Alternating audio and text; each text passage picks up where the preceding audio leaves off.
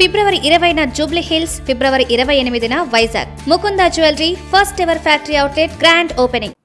Corporation పరిధిలో గతంలో మనం చూసినాం ఎంతమంది కార్పొరేటర్లోని జైళ్ళల్లో పెట్టారు, దేనికి పెట్టిండ్రు, ఏం చేస్తే పెట్టిండ్రు అనేది తర్వాత మళ్ళీ వాళ్ళని ఏ పార్టీలలో జాయిన్ చేసుకున్నారు, ఇవన్నీ కూడా ప్రజలు గమనిస్తున్నారని అనుకుంటున్నా. గమనించకపోయినా మరోసారి గుర్తు చేయాలనే ఆలోచనతోటి ఇవన్నీ చెప్పటం. ఇలా ఉదాహరణకు బీజేపీ పార్టీ ఉన్నది, డబుల్ ఇంజన్ ఉంటే బాగుపడుతుందని చెప్పి స్లోగన్ పెట్టిన వాళ్ళు మరి ఇలా రాష్ట్రంలో కార్పొరేషన్ కాంగ్రెస్ కుంటేనే కదా బాగుపడేది. వారి ఆలోచన విధానం అంటే చెప్తున్నాను. అంటే వారు ఇక్కడ ఒకటి, అక్కడ ఒకటి, గల్లీలో ఒకటి, ఢిల్లీలో ఒకటి, హైదరాబాద్లో ఒకటి మాట్లాడే రకాలు వీళ్ళు. వీరిని మేము సూటిగా 2 ప్రశ్నలు అడగదలుచుకున్నాం. మంత్రిగా మీరు కరీంనగర్కు తెచ్చిన ఏంటి? ఈ బీఆర్ఎస్లో హాయంలో గతంలో చేసిన అవకతవకలు కానీ, కబ్జాలు కానీ, ప్రతి బిల్డింగ్ పర్మిషన్ కింద, దీనికింత దానికింత అని కార్పొరేషన్ సర్వనాశనం చేసింది, జైళ్ళకు పోయింది ఇలా బీఆర్ఎస్ వాళ్ళు. దానికి తోడుగా మద్దతుగా ఉన్నటువంటి కలిసి సంసారం చేసినటువంటిది బీజేపీ. ఈ 2 కలిసే కార్పొరేషన్ని నాశనం చేసి గతంలో ఇవాళ మళ్ళీ మీకు ఓటు అడిగే హక్కు లేదు అని చెప్పి మరి ఇక్కడ మీరు అడగాలని ఉన్నా మీరు కట్టవలసిన బ్రిడ్జ్ ఇప్పటికీ ఎన్నేళ్ళు అయింది? ఆడ ఫోటోలు పెట్టి ఈ మధ్య తొలగించాను. మోడీ గారి ఫోటో ఇది కేంద్ర ప్రభుత్వ నిధులతో ఎందుకు ఆగింది? బీయింగ్ ఒక మినిస్టర్గా ఎందుకు చేసుకోలేకపోయినరు? మీ వల్ల ఏది కాదు. కరీంనగర్కు కావలసినంత చేయడానికి ముఖ్యమంత్రి గారు చేస్తున్నారు, చేయాలని ఆలోచనతో ఉన్నారు. అభివృద్ధి అంటే ఏంటిది అనేది 2 ఏళ్ల కాలంలో మీరు 10 ఏళ్ళలో చేయలేని 2 ఏళ్లలో చేయగలిగినాం. ఏమనంటే స్మార్ట్ సిటీ మా కాంట్రిబ్యూషన్ లేదా? మీరు ఒక సెంట్రల్ గవర్నమెంట్ అయినట్టు మేము రూపాయి కడితే ఆడ మాకు పావులు ఇస్తలేరు రాష్ట్రానికి. ఇలా ఏ లెక్కలు తీసినా నార్త్లో మీ దగ్గర ఉన్నటువంటి రాష్ట్రాలకు ఎంత ఇచ్చిండ్రు, మాకు ఎంత ఇచ్చిండ్రు లెక్కలు తీద్దాం. పట్టండి రేపు పొద్దుగాల అభివృద్ధి మీద చర్చ పెడదాం కావాలంటే. ఇవన్నీ కూడా ప్రజలు గమనిస్తూనే ఉన్నారు. ఏది ప్రజలు ఏదో విస్మరించిండ్రు, మర్చిపోయింది, దీని గురించిగా ఆలోచన లేదు. మేము ఏది చెప్పినా ఏదో కులాలను రెచ్చగొడతాం, మతాలను రెచ్చగొడతాం, లేదంటే ప్రాంతీయ తత్వాలను రెచ్చగొడతాం. మా జీవితం అంతా మేము ఇట్నే బతుకుతాం రెచ్చగొట్టుకుంటేనే. మేము అభివృద్ధి చేయకున్నా కుల మతాలని, ప్రాంతీయ తత్వాలను రెచ్చగొట్టుకుంటేనే ప్రజలతో బతుకుతాం. దేవుళ్ళ పేరు పెట్టి బతుకుతాం. దేవుడు ఎవరి దగ్గరే మాకు లేరా? మా మెడల్నే ఉన్నాడు రాముడు. మా మెడల్ లేడా? పొద్దుగాలేస్తే పూజ చేస్తలేమా? ఏమి అభివృద్ధి చేసిండ్రు అది చెప్పండి ప్రజలకు. ఆఖరికి మీ సెంట్రల్ గవర్నమెంట్ చేపట్టి సామాన్యుడికి బంగారం కూడా అందుబాటులో లేకుండా పోయింది. పోనీ బంగారం లేకపోయినా కర్మగాలి వెండి కొనుక్కొని గొలుసు చేద్దామంటే అది కూడా లేకుండా చేసిన ఘనత మీది. మాయ మాటలు చెప్పి నోరు ఏది వస్తే అది మాట్లాడి ఆ మధ్యలో కూడా వరదలు వచ్చినప్పుడు చూసినాం. ఆ కేటీఆర్ గారు వస్తారు 10,000 అంటే చెలో 10,000 పోయిన వాళ్ళందరికీ 10,000 ఇస్తాను అటే పోయాడు. ఇక వీరు వచ్చిండ్రు, స్కూటర్ పోతే స్కూటరు, కారు పోతే కారు, గుండు పోతే గుండు అన్నాడు. గుండు లేదు ఏది లేదు, ఇక అవి అటే పోయినాయి. కనీసం మొన్న వరదలు వస్తే మీ సెంట్రల్ గవర్నమెంట్ కాంట్రిబ్యూషన్ ఏంటిదో కూడా చెప్పలేని స్థితిలో ఉన్న రాష్ట్రానికి కష్టకాలంలో ఉంటే ఇవాళ వీరికి ఓటు అడిగే నైతిక హక్కు లేదు. చౌరస్తాలో కూర్చుందాం, అభివృద్ధి మీద ఓటు అడుగుదాం. కుల మతాలని, ప్రాంతీయ తత్వాలని ఇది కాకుండా అది ఎవరి కులం, ఎవరి మతం, ఎవరికి ఇది, ఎవరి స్వేచ్ఛ, ఎవరి వారికి ఉంటుంది. అది అంతేగాని దానిని పెట్టి లబ్ధి పొంది చేయాలనుకుంటే అది మూర్ఖత్వం. ప్రజలు నమ్మే స్థితిలో లేరు. ఇక బీఆర్ఎస్ వాళ్ళు చేసే మొత్తం లక్కూరు పనులు నోటీసు కూడా ఇవ్వద్దట. ఏం చేసినా అన్ని మేము 4,000 మందిని వేసుకొని వెళ్తాం, పోలీసులు లేదు, గవర్నమెంట్ లేదు, చట్టం లేదు. ఆ పిచ్చుడు కూడా మాట్లాడుతున్నాడు. చట్టం ఎక్కడ? చట్టం అట. మాజీ ఎమ్మెల్యే మాట్లాడతాడు, చట్టం ఎక్కడ? చట్టం తొండలు ఎక్కిస్తా, ఇది ఎక్కిస్తా, అది ఎక్కిస్తా. ఇదా ఒక్క నోటీస్ ఇస్తే ఇంట్లో పెళ్లి ఉండగా కూడా ఎత్తుకపోలే. ముఖ్యమంత్రి ఇప్పుడు ప్రజెంట్ ఉన్న ముఖ్యమంత్రి రేవంత్ రెడ్డి గారిని కేసులో నోటీస్ అని ఇవ్వకుండా ఏది లేకుండా ఎత్తుకపోయి చేసిన సందర్భాలు ఉన్నాయి. కోదండరాం గారిని తీసుకుపోయిన సందర్భాలు ఉన్నాయి, తలుపులు వలగొట్టి. ఇదే మందకృష్ణ మాదిగ గారి ట్యాంక్ బండ్ మీదకి పోతే నిరాహార దీక్ష చేయడానికి అని చెప్పి ట్యాంక్ బండ్ మీదకి పోతే కూడా వారిని తీసుకుపోయి 4 రోజులు జైలు పెట్టిన సందర్భాలు ఉన్నాయి. ఇదే బండి సంజయ్ గారిని ఇళ్లలోకి పోయి తలుపులు వలగొట్టి గొర్రె గుంజుకపోయిన సందర్భాలు చూడలే. ఒక్క నోటీసు ఏమైనా బట్టలు దింపుకొని గగ్గోలు పెడుతున్నారు. మేము ఎన్నైనా చేస్తాం, దోసుక తిన్నాం, ఎన్నైనా చేస్తాం. మాకు నోటీస్ ఇస్తే మేము నిప్పులు రగులుతాయట, అగ్గి రగులుతుందట. ఏంటిది రగిలేదు అంటే మీరు ఏమి చెప్పదలుచుకున్నారు? భవిష్యత్ తరాలకు ఏం మెసేజ్ ఇవ్వదలుచుకున్నారు? మీరు రెచ్చగొట్టి బతకటం, ఉద్యమకారుల శవాల మీద పేలాలేరుక తిని బతుకుతాం, ఇదేనా మీ బతుకంతా? ఇక కరీంనగర్లో గుట్టలు ఉన్నాయి, అసలు గుట్టలని మాయమైనట్టు దరిదాపు నాకు తెలిసి. ఆ గ్రేనైట్ అవి ఏవి లేదు. మేము వరంగల్ నుంచి కరీంనగర్కి వచ్చినప్పుడు అక్కడ ఎక్కువ నవ్వుపడదు, ఇప్పుడు అవి కూడా ఎక్కువ తక్కువ అవ్వపడతలేవు, అవి కూడా కథమైనాయి. ఏం మిగిలనిచ్చిండ్రు మీరు? ఏ డిపార్ట్మెంట్ మిగిలనిచ్చిండ్రు? ఆఖరికి కరీంనగర్ బస్ స్టాండ్లో కూడా బస్ స్టాండ్ లీవ్ తీసుకుంటారు. ఇప్పుడు ఆ జీవన్ రెడ్డి మాజీ ఎమ్మెల్యే, ఆ కిరాయిలు ఎన్ని వస్తాయి తెలుసా మీకు? ఆడ బస్ స్టాండ్ ఏది ఆర్టీసీ ల్యాండ్ కబ్జాడు వరంగల్లో పోయినాయి. వరంగల్లో ఆర్టీసీ మన టైర్ రిటైడింగ్ ఫ్యాక్టరీ అది మాయమైంది. ఎవ్వనికి వాడు ఇష్టం ఉన్నాయి రాసి పారేసుకొని 30 ఏళ్ళు 40 ఏళ్ళు లీజు. ఆ శ్రీవాడపురం దొంగల ముఠా కంటే అధ్వానంగా దోసుక తిన్నారు. ఇలా వీళ్ళు నీతులు పలుకుంటా ఇవి వస్తుంది మాదే అధికారులారా ఛాలెంజ్. ఏ అధికారి భయపడాల్సిన అవసరం లేదు. అధికారులకు కూడా నేను రిక్వెస్ట్ చేస్తున్నా, మీ కష్టంతో, మీ టాలెంట్ తోటి, మీ చదువుతోటి, మీ తల్లిదండ్రుల పెంచిన పెంపకంతో మీకు వచ్చిన ఉద్యోగాలకు మీరు నిజాయితీగా చేయండి. ఎవ్వరికి భయపడవలసిన అవసరం లేదు. రాజకీయ నాయకులు 5 ఏళ్ళు వస్తుంటో పోతుంటాడు, సర్వీస్ దాకా ఉండవలసింది మీరు. మాకు వాళ్ళకు తేడా ఏంటంటే మీరు చెయ్యండి అని ఫోన్ చేసి చెప్పేది వాళ్ళు, ఇది చెయ్యండి. కానీ మా దగ్గర మాకు వచ్చిన రిప్రజెంటేషన్ పంపిస్తున్నాం చూడండి అని చెప్తాం. ఇది మాకు వాళ్ళకి తేడా. మా దగ్గర అయితే వరంగల్లా పోలీస్ గ్రౌండ్ పబ్లిక్ గార్డెన్ తర్వాత అన్ని కథం చేసినాం. ఒక్కొక్కడు ఎట్లున్నాడు 10-10 వేల కోటకు నున్నగా తిరిగి గుండ్రగా ఉన్నారు, ఒక్కొక్కటి బొంగురాలు తిరిగా. అది అలవాటు పడిపోయి మా కార్యకర్తలు కూడా కొందరు 1-2% అరే ఏమైందన్నా వాళ్ళు మొత్తం మనకు ఏమి ఇచ్చారు. ఏంటిది? ఇదేమన్నా సత్రమా? రాష్ట్రమా? సత్రమా? ఏమో దోసుక తినడానికి.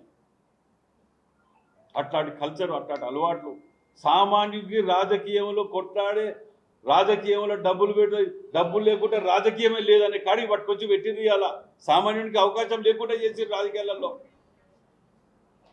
1000 కోట్లు 1,00,000 కోట్లు.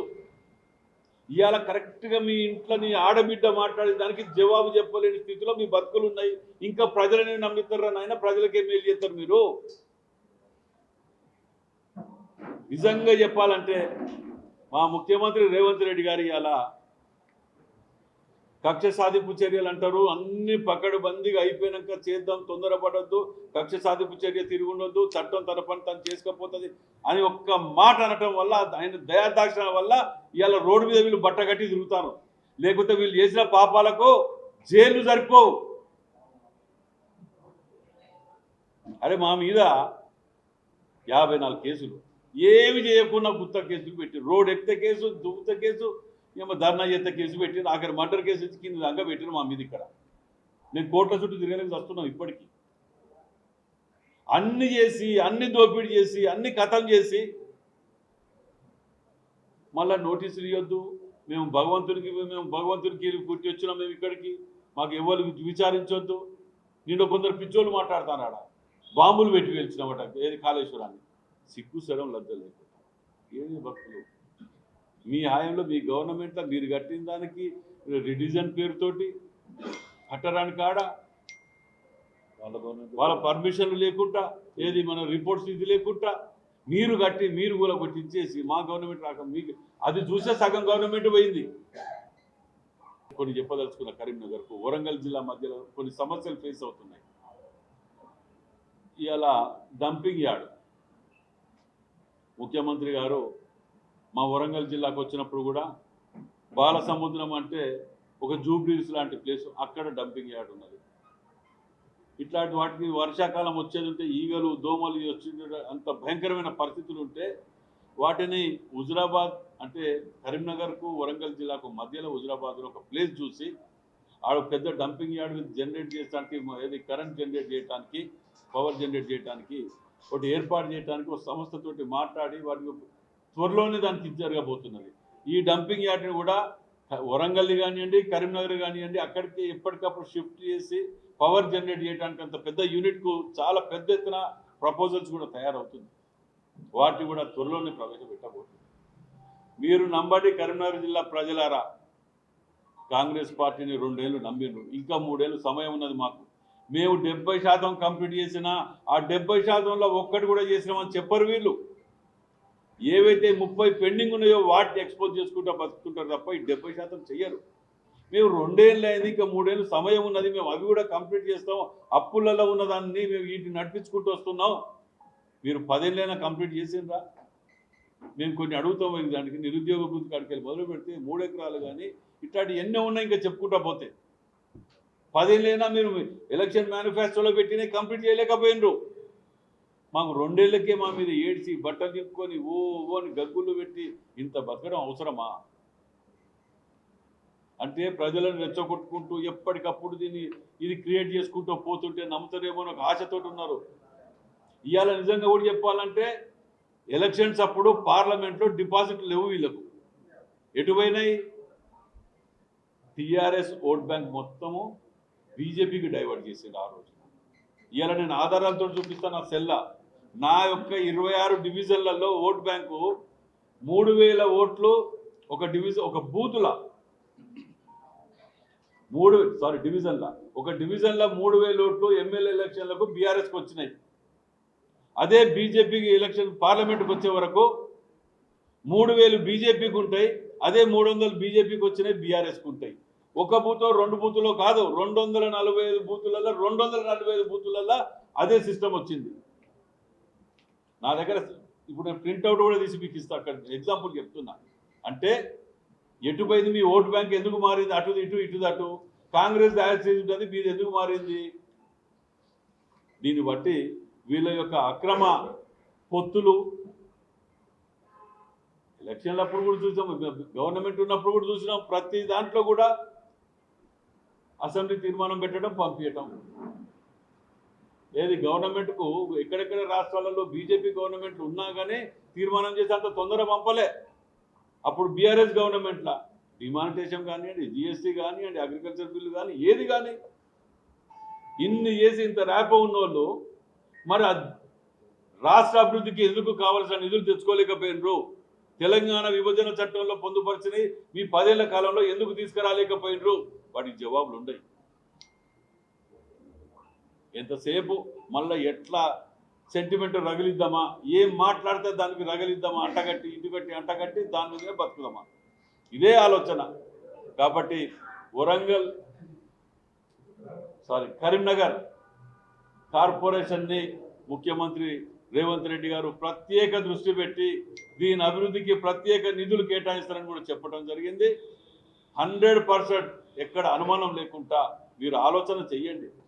కాంగ్రెస్ ప్రభుత్వం ఇచ్చిన సంక్షేమ పథకాలు ఏంటి? సామాన్యుడు సన్న బియ్యం తింటాడని కలలు కూడా కన్నడా?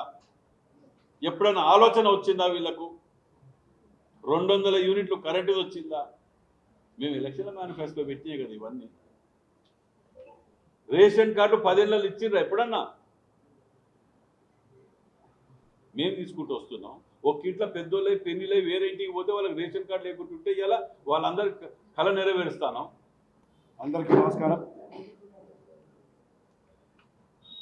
నిన్న మా చొప్పదండి నియోజకవర్గంలో గౌరవ ముఖ్యమంత్రి రేవంత్ రెడ్డి గారి సభకు తరలి వచ్చిన అందరికీ, మీడియా మిత్రులకు, సభను సక్సెస్ చేసిన ప్రతి ఒక్కరికి కూడా నేను మనస్ఫూర్తిగా కృతజ్ఞతలు తెలియజేస్తున్నా. ఫిబ్రవరి 11 నాడు కరీంనగర్ కార్పొరేషన్తో పాటు చొప్పదండి, జమ్మికుంట, హుజురాబాద్ మున్సిపాలిటీ ఈ కరీంనగర్ జిల్లాలో జరుగుతున్న ఎన్నికలకు సంబంధించి ప్రతి ఒక్కరు కూడా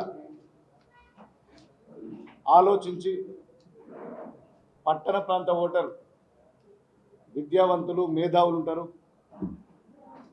గత దశాబ్ద కాలం నుంచి బీఆర్ఎస్ కానీ బీజేపీ కానీ రెండు పార్టీలు కలిసిపోయి ఏ విధంగా దోపిడీ చేసిండ్రు, కరీంనగర్ కార్పొరేషన్లో జరిగిన పనులలో కోట్ల రూపాయల అవినీతి ఏ విధంగా జరిగింది, గతంలో ఉన్నటువంటి కార్పొరేటర్లు ప్రజలచే ఎన్నుకోబడ్డ కార్పొరేటర్లు ఏ విధంగా దోపిడీ చేసిండ్రు, ఏ విధంగా కబ్జాలు చేసిండ్రు కరీంనగర్ జిల్లా ప్రజలందరికీ తెలుసు.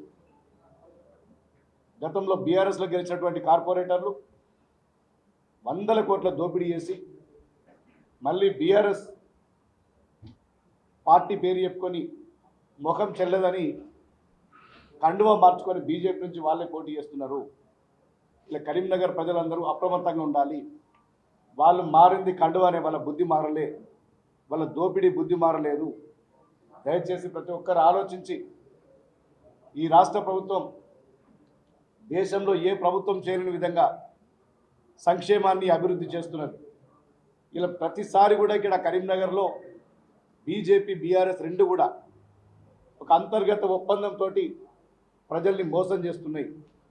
పైకి కొట్టుకోవడం లోపల కలిసిపోవడం అనేది ఈ రెండు పార్టీలకు పరిపాటిగా మారింది. ప్రజలందరూ కూడా అప్రమత్తంగా ఉండాలని చెప్పి నేను వేడుకుంటున్నా. ఈ కరీంనగర్ పార్లమెంటుకు ప్రాతినిధ్యం వహిస్తున్న బండి సంజయ్ గారు నిత్యం కొండగట్టు దేవాలయం, వేములవాడ దేవాలయం, అదేవిధంగా ఇల్లందకుంట రామాలయం దేవాలయం గురించి మాట్లాడే బండి సంజయ్ గారు మొన్న ప్రవేశపెట్టిన బడ్జెట్లో మీరు గత పర్యాయం ఎంపీగా ఉన్నారు, ఇది రెండవసారి. ఈ దేవాలయాలకు సంబంధించి ఒక్క రూపాయి కూడా నిధులు లేదు. ప్రసాదం స్కీమ్ కానీ రామాయణ సర్క్యూట్లో కానీ ఎంతసేపు హిందూ జపం చేస్తూ హిందూ ఓట్ల కోసమే మీ తాపత్రయం తప్ప మీరు ఈ గుళ్ళకి కానీ గుళ్ళకు ఒక్క రూపాయి కూడా తెచ్చినటువంటి పాపాన పోలేదు. నిజంగా కేంద్ర మంత్రి అయినరు, మా దేవాలయాల అభివృద్ధి జరిగితే నేను కూడా చాలా సంతోషపడ్డా. గతంలో చెప్పిండ్రు, అంతకుముందు చెప్పిండ్రు, కేంద్ర మంత్రిగా ఉండి నిజంగా బడ్జెట్లో ఏమైనా పెట్టిస్తారేమో మా కొండగట్టు టెంపుల్ కానీ. స్వయంగా ప్రధానమంత్రి నరేంద్ర మోడీ గారు వేములవాడ దేవాలయానికి వచ్చి నిజంగా దేవాలయాన్ని చాలా అభివృద్ధి చేస్తున్నారు. ప్రతి ఒక్కరు కూడా ఈ ఉమ్మడి కరీంనగర్ జిల్లా ప్రజలు ప్రతి ఒక్కరు కూడా వేములవాడ టెంపుల్ స్వయంగా మోడీ గారే వచ్చిండ్రు. ఈ గుడి యొక్క రూపురేఖలే చేంజ్ అయితే కావచ్చు, అసలు మొత్తం భారతదేశంలోనే దీన్ని ఒక అద్భుతమైన గుడిలాగా తీర్చిదిద్దుతున్న ప్రతి ఒక్క శివభక్తుడు కానీ ప్రతి ఒక్క ఈ ఉమ్మడి కరీంనగర్ జిల్లా కానీ తెలంగాణ ప్రజలందరూ కూడా నవ్వపడ్డారు. మోడీ గారు వచ్చిన దేవాలయాన్ని కూడా కనీసం ఒక రూపాయి ఇచ్చినటువంటి పాపాన పోలేదు. ఎంతసేపు ఎన్నికలు రాగానే హిందూ జపం, 4 అబద్ధాలు మాట్లాడి ఓట్లు వేసుకోవడం తప్ప ఓటు వేసిన తెల్లారి మళ్ళీ ఎవరు కూడా కనబడరు. ఇక్కడ ఉన్నది రాష్ట్రంలో రేవంత్ రెడ్డి గారి నేతృత్వంలోని కాంగ్రెస్ పార్టీ ప్రజాప్రభుత్వం ఉన్నది. రేపు కార్పొరేషన్లు కానీ మున్సిపాలిటీల్లో కానీ కాంగ్రెస్ పార్టీ అభ్యర్థులను గెలిపిస్తేనే అభివృద్ధి జరుగుతుంది. ఎమ్మెల్యే బీఆర్ఎస్ ఉన్నాడు, ఎంపీ బీజేపీ ఉన్నాడు. కనీసం కార్పొరేషన్లైనా కాంగ్రెస్ జెండా ఎగిరేస్తేనే ఈ కరీంనగర్ కార్పొరేషన్ అభివృద్ధి చెందుతుంది. పక్కన ఉన్నటువంటి మా చొప్పదండి మున్సిపాలిటీ కానీ, హుజురాబాద్ కానీ, జమ్మికుంట కానీ ఇవన్నీ అభివృద్ధి జరగాలంటే హుజురాబాద్లో ఎమ్మెల్యే ఉన్నాడు, నిత్యం కాంట్రవర్సీ. ఇలా మీడియాలో ఏ విధంగా హైలైట్ కావాలి, ప్రభుత్వాన్ని ఏ విధంగా ఇరికించాలి, ఇట్లాంటి ఎమ్మెల్యే ఉంటే అభివృద్ధి జరగదు. ఇలా హుజురాబాద్ కానీ జమ్మికుంట కానీ ఆ మున్సిపాలిటీని అభివృద్ధి చెందాలన్నా, కరీంనగర్ కార్పొరేషన్ అభివృద్ధి చెందాలన్నా ఖచ్చితంగా కాంగ్రెస్ పార్టీ గెలిస్తేనే అభివృద్ధి జరుగుతుంది. ఇవాళ విఘ్నులైన కరీంనగర్ ప్రజలందరూ కూడా ఇది ఆలోచించాల్సిన అవసరం ఉన్నది. గతంలో ఏ విధంగా దోపిడీ చేసిండ్రు, ఎంతమంది జైలుకి వెళ్ళిండ్రు, ఎన్ని కబ్జాలు జరిగినాయి. ఇలా నిజంగా ఒక సామాన్యుడు ఇక్కడ బతకాలంటేనే భయపడే పరిస్థితి గత 10 సంవత్సరాల్లో ఉండే. ఇప్పుడైనా కాంగ్రెస్ పార్టీ ప్రభుత్వ హయాంలో ఇలా శాంతి భద్రతల విషయంలో కానీ అన్ని రంగాల్లో కూడా ఇలా కరీంనగర్ సేఫ్గా ఉంది. దీన్ని మరింత అద్భుతమైన నగరంగా తీర్చిదిద్దాలంటే కేవలం కాంగ్రెస్ పార్టీ ద్వారానే సాధ్యమవుతుంది. 11వ తారీఖు నాడు జరిగే ఎన్నికల్లో ఖచ్చితంగా ప్రతి ఒక్కరు కూడా ఆలోచించి కాంగ్రెస్ పార్టీ అభ్యర్థులు గెలిపించవలసిందిగా నేను విజ్ఞప్తి చేస్తున్నాను. అందరికీ కూడా కృతజ్ఞతలు.